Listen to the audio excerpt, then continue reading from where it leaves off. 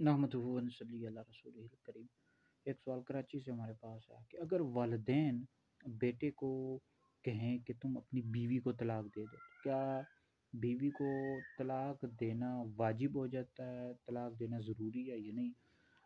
देखें, इसमें दो सूरतें हैं। पहली सूरत यह है कि अगर वालिदैन हक पर हों, बीवी की तरफ से कोई कसूर हो, यानी बीवी ने कोई गलती कोताही की है और कोई ऐसा मामला है कि जिसकी वजह से वालिदैन कह रहे हैं कि अपनी बीवी को तलाक दे दो, वालिदैन हक पर हैं, तो बीवी को तलाक देना फिर वाजिब है, ज़रूरी है। आप बीवी को तलाक दे दें, क्योंकि वालिदैन की नाफरमानी करना गुनाह है।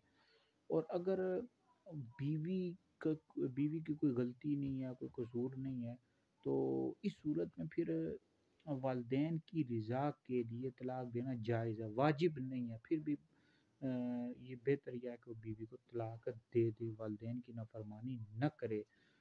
और अगर वालिदैन हक पर नहीं है और वो अपनी बीवी को तलाक दे देता है, यानी बीवी का कोई कसूर नहीं है, तो आखिरत में जो पकड़ होगी ये तो वालिदैन की होगी, बेटे की नहीं होगी। बेटा जो है ये शरई तौर पर ये मातूब नहीं होगा, क्योंकि उसने वालिदैन की इताअत की है। बहरहाल ये है कि इस सूरत में अगर इसमें यही बेहतर ये होता है कि अगर वालिदैन कहें माँ के कि बीवी को तलाक दे दो, तो वालिदैन को माँ बाप को समझाना चाहिए।